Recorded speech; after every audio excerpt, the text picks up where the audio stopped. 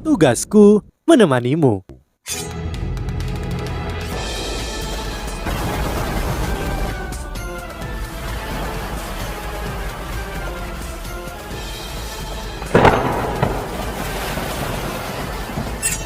Hai sahabat Pasuk, kembali lagi bersama alur cerita versi novel Solen 2 Sekte Tang yang tak tertandingi.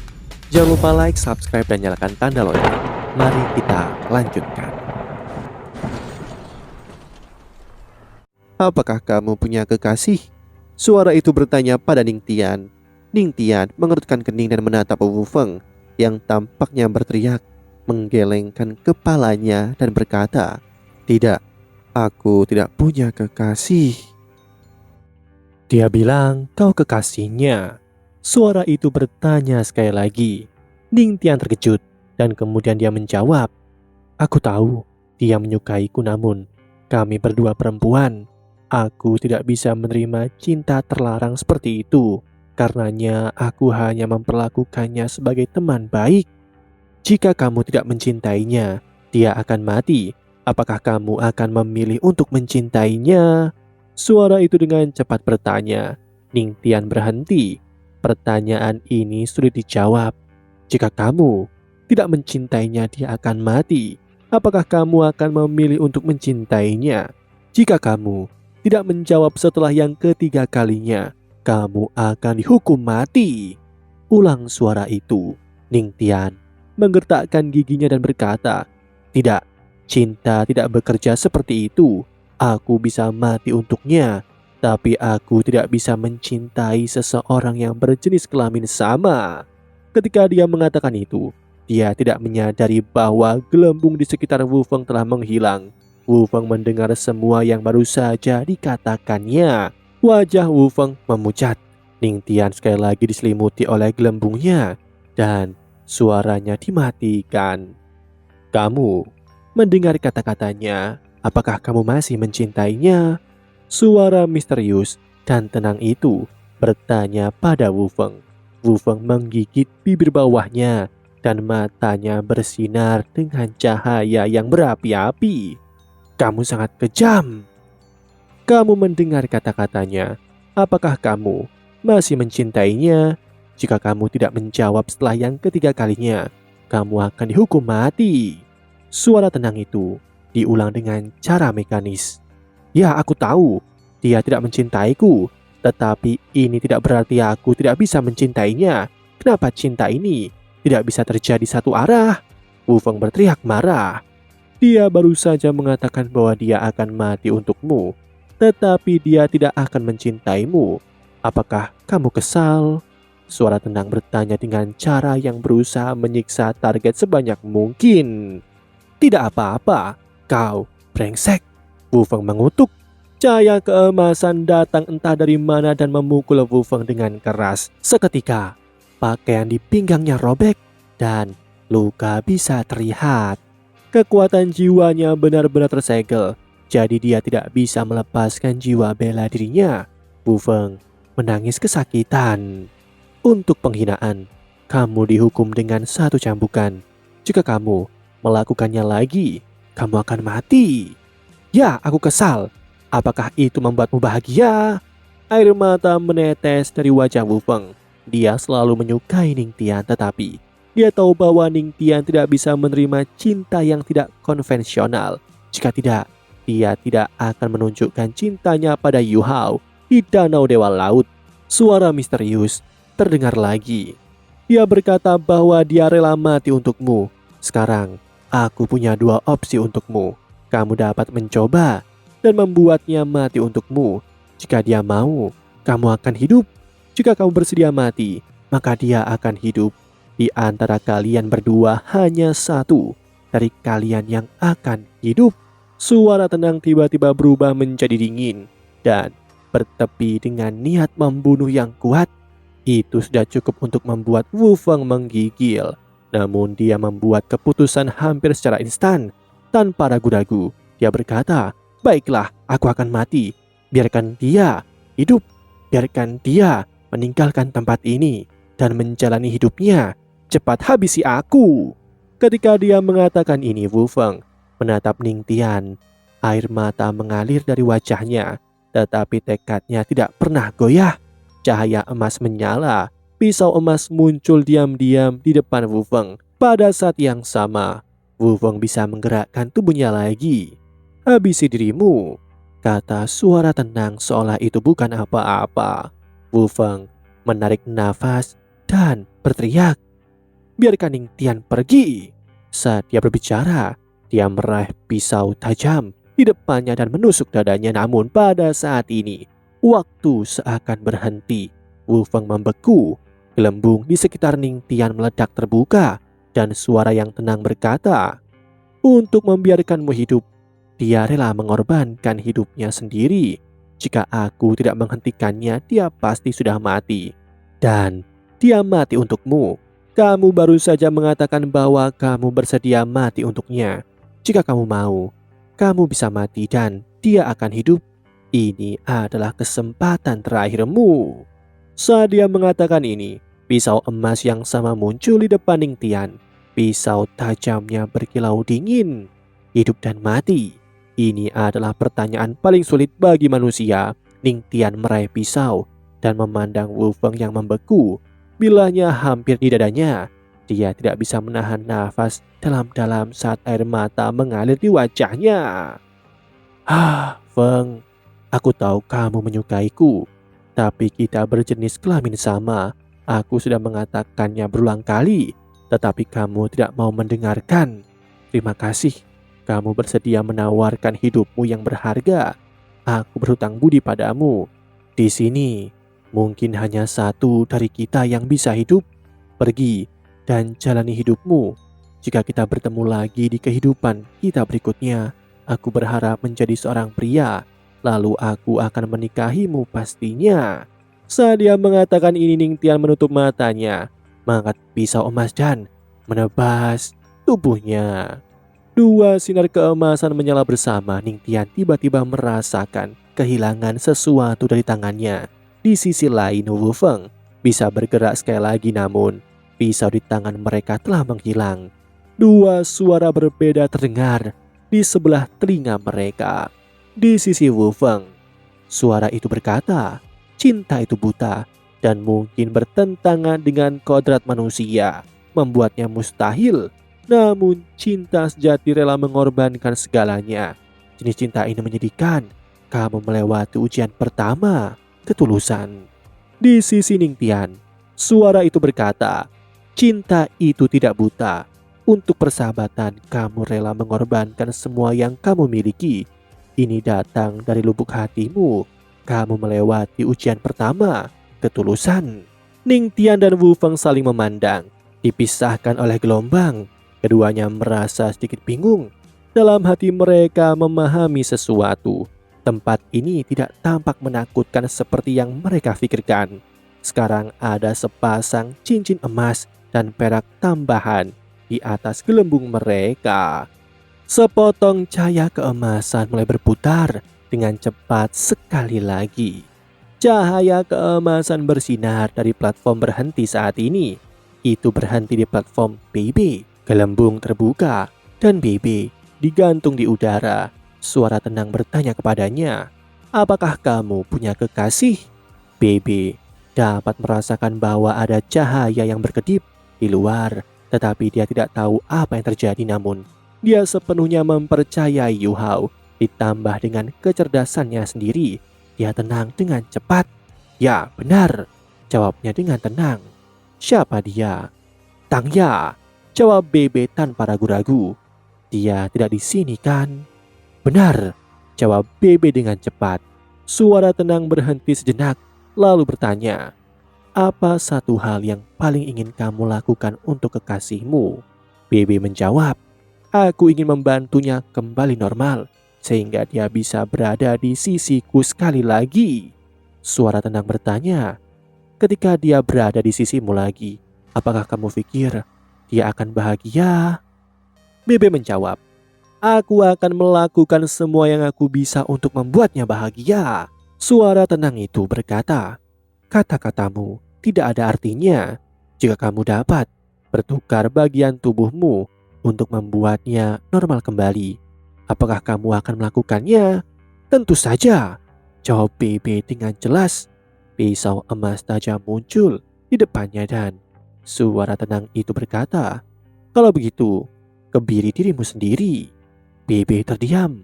Dia tidak menyangka bahwa suara yang tidak dikenal ini akan membuatnya melakukan hal seperti itu. "Apakah kamu yakin dia akan pulih?" Bebe hanya bisa bertanya.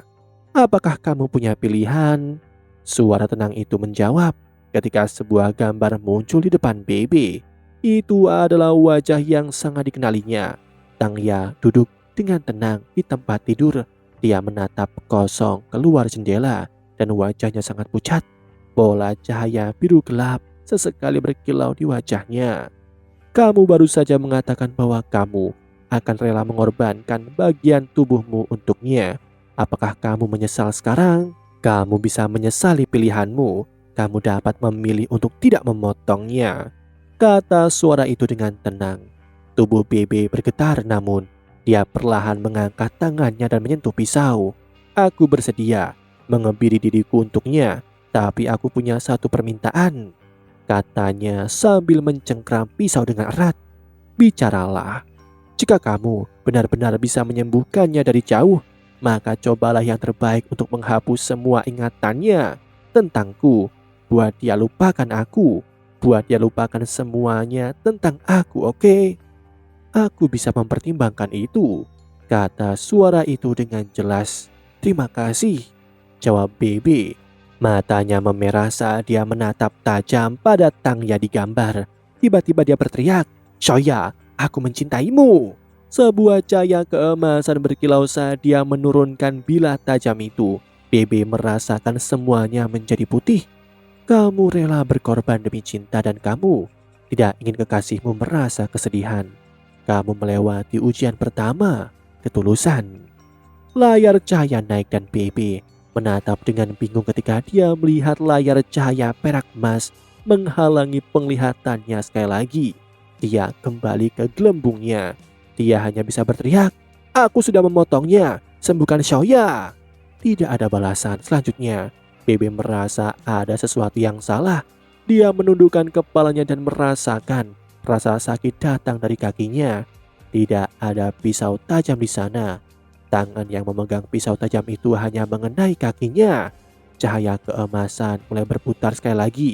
Bebe merasa seolah-olah semua energinya telah tersedot keluar darinya. Dia duduk di lantai saat keringat dingin mengaliri tubuhnya. "Bajingan, bagaimana jika aku secara permanen terluka oleh ini?" Bebe berteriak kesakitan di hatinya. Dia telah kehilangan ketenangan sebelumnya. Cahaya keemasan terus berputar. Kali ini itu berhenti agak cepat. Bahkan sebelum itu menyelesaikan rotasi, itu berhenti. Kali ini targetnya adalah Zhang Lisuan. Gelembung terbuka dan Zhang Lisuan naik ke udara. Ketika dia melihat perubahan yang terjadi di sekitarnya, Zhang Lisuan bahkan lebih tenang daripada Bebe. Dia telah berusaha melepaskan jiwa bela dirinya. Meskipun dia tidak berhasil, dia tidak malas dalam upayanya untuk melakukannya. "Apakah kamu punya kekasih?" Suara tenang itu berbicara sekali lagi menyebabkannya bersemangat. "Tidak," jawabnya tanpa ragu. "Apakah kamu pernah mencintai seseorang sebelumnya?" Suara tenang bertanya sekali lagi. "Ya," jawab Zhang Lisuan. Dia mengingat kata-kata Yu Hao dengan sangat jelas. "Siapa dia?" Zhang Lisuan menarik nafas dalam-dalam lalu berkata, "Bebe." Dia tidak tahu bahwa saat ini bahwa Bebe bisa mendengar semua yang dikatakannya.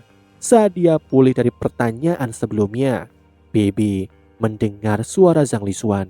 Itu membuatnya hampir melompat dari tanah. "Apakah dia pernah mencintaimu?" Suara tenang bertanya pada Zhang Lisuan. "Tidak." Zhang Lisuan tahu jawaban untuk pertanyaan ini dengan sangat baik. "Bagaimana kamu jatuh cinta padanya?" Suara bertanya dengan tenang. Zhang Lisuan berhenti dan dia sedikit tersipu. Namun ekspresi kesedihan melintas di matanya. "Bagaimana kamu jatuh cinta padanya? Jika kamu tidak menjawab setelah yang ketiga kalinya, kamu akan dihukum mati." Senyum pahit merayap ke wajah Zhang Lisuan. Pertanyaan ini membuka luka terdalam di hatinya. Ketika aku datang ke Akademi Shrek, dia masih muda. Pada saat itu penatuamu membuatku bersumpah untuk menjadi istrinya. Aku harus merawatnya, mencintainya, dan menjadi istrinya dalam pernikahan yang diatur. Penatuamu menyelamatkan hidupku pada saat itu. Aku tidak punya tempat bersandar, jadi aku setuju. Penatuamu memperlakukanku dengan baik dan melatihku dengan sepenuh hati. Segera aku menjadi master roh yang paling kuat dari generasiku. Dia tidak memintaku, tetapi aku ingat tugasku di hatiku. Aku adalah tunangan BB, istrinya dalam pernikahan yang diatur. Aku melihatnya tumbuh hari demi hari. Pada awalnya aku mencoba memainkan peran sebaik mungkin. Aku menemaninya setiap hari, melindunginya, dan berusaha memenuhi semua keinginannya. Ini karena aku sudah membuat persiapan mental untuk menikah dengannya ketika dia tumbuh dewasa dan menjadi istrinya. Sejak itu, dalam hatiku, dia sudah menjadi suami kecilku. Namun dia tidak pernah memperlakukanku seperti itu. Selama ini, dia hanya memperlakukanku sebagai saudara perempuannya. Dia selalu memanggilku saudara perempuan. Saat itu kami masih muda, jadi aku tidak terlalu memikirkannya. Seiring baby bertambah tua, tubuhnya mulai matang. Dia akhirnya melampauiku dalam ketinggian. Pada saat itu aku akhirnya menyadari bahwa calon tunanganku telah menjadi seorang pria. Dia sangat tampan. Sudut mulutnya berseri-seri seperti matahari, dan dia tersenyum dengan cara yang sangat tampan. Semua yang dia lakukan menarikku. Aku merasa bahwa janji yang aku buat bukanlah tugas lagi. Sesuatu menggugah hatiku pada saat itu. Zhang Lixuan menyimpan kata-kata ini terlalu lama di dalam hatinya. Tetapi di dunia misterius yang tidak diketahui ini, di mana bahkan Penatua Suan tidak bisa melawan, Zhang Lixuan mulai berbicara dengan bebas. Dia menunjukkan hatinya, dan pada saat ini senyum tipis merayap di wajahnya saat dia memanjakan ingatannya. Bibi mendengar semuanya dari gelembungnya. Dia mengalami semua yang dikatakan Zhang Lixuan. Dia merasa telah kembali ke masa hidupnya. Seorang kakak perempuan yang cantik yang selalu berada di sebelahnya. Seorang kakak perempuan yang akan melindunginya dan memenuhi permintaannya ketika dia masih muda. Dia sangat menyayanginya, sangat bergantung padanya. Namun kemudian Zhang Lixuan melanjutkan. Kemudian dia berusia 12 tahun dan akhirnya masuk akademi untuk belajar. Pada saat itu aku adalah seorang murid dari halaman dalam. Ketika kultivasiku menjadi lebih intens, ditambah dengan pemisahanku dari halaman luar, kami tidak punya pilihan selain berpisah. Pada saat itu aku berpikir, aku harus terus berkultivasi dan menjadi lebih kuat sehingga aku dapat melindunginya dengan lebih baik di masa depan dan menjaganya saat dia tumbuh dewasa. Namun, aku tidak pernah menyangka bahwa ketika dia muncul di hadapanku lagi, dia berada di sebelah seorang gadis kecil, seorang gadis cantik di sekitar usianya. Dia sangat cantik dan dia memperlakukannya dengan sangat baik. Aku tahu bahwa dia memandangnya secara berbeda dari bagaimana dia memandangku. Pada saat itu, aku tiba-tiba menyadari bahwa aku kehilangan tunanganku. Aku pergi mencari penatuamu untuk melaporkan ini kepadanya dan mencari nasihatnya. Dia berpikir lama dan kemudian memberitahuku bahwa keputusannya saat itu terlalu egois. Dia seharusnya tidak membiarkanku membuat janji itu bagaimanapun. Aku jauh lebih tua dari BB. Meskipun Mas Roh tidak menua secara normal, masih ada kesenjangan generasi antara dia dan aku. Penatuamu mengatakan bahwa sejak saat itu, aku telah mendapatkan kembali kebebasanku. Bagaimanapun BB tidak tahu tentang ini dan aku bisa memilih masa depanku mulai saat itu dan seterusnya. Ketika aku meninggalkan kamar penatuamu, aku merasa seolah-olah telah kehilangan jiwaku. 10 tahun perawatan dan 10 tahun komitmen. Pada akhirnya itu bukan janji yang harus aku pertahankan, namun aku menyadari bahwa anak lelaki muda yang selalu tersenyum ini sudah terpatri di dalam benakku. Aku berusaha melupakannya secepat mungkin. Aku mencoba dengan sangat intens. Setiap hari, aku berlatih sekuat tenaga. Aku berharap mati rasa dengan kultivasiku. Namun, setelah aku mengakhiri kultivasi tertutupku, aku bertemu dia dengan takdir sekali lagi. Pada saat itu aku menyadari bahwa tidak mungkin aku bisa melupakannya. Aku benar-benar jatuh cinta pada pria yang hampir 10 tahun lebih muda dariku. Aku menemui penatua dan aku mengatakan kepadanya bahwa terlepas dari keputusan apa yang dia dan Bebe ambil, aku akan memenuhi janjiku. Aku akan menjadi tunangannya dan aku tidak akan mengkhianati janjiku. Ketika aku mengucapkan kata-kata ini, aku sangat tegas, namun hanya aku yang tahu bahwa aku tidak terikat oleh janji berumur 1 dekade ini. Sebaliknya, aku terikat oleh emosi di hatiku yang telah tumbuh selama 10 tahun terakhir.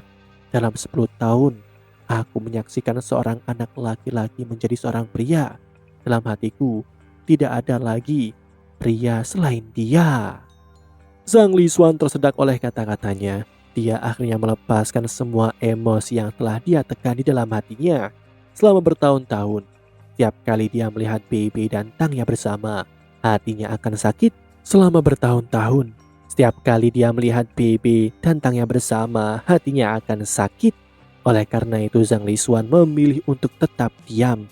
Dia menyimpan emosi ini di dalam hatinya. Janjinya seperti pulau perlindungan baginya. Dia luar biasa dan telah menarik banyak pria di Akademi Shrek, namun dia menolak mereka semua karena cinta sejati yang satu ini. Saat Bebe mendengarkan kata-kata Zhang Liswan, hatinya sakit sekali. Dalam benaknya, dia mulai mengingat semua yang telah dilakukannya dengan Zhang Liswan ketika mereka masih muda. Demikianlah kisah untuk kali ini. Sahabat Pasuk, jangan sedih, jangan bimbang, apalagi galau, karena aku kan selalu menemanimu.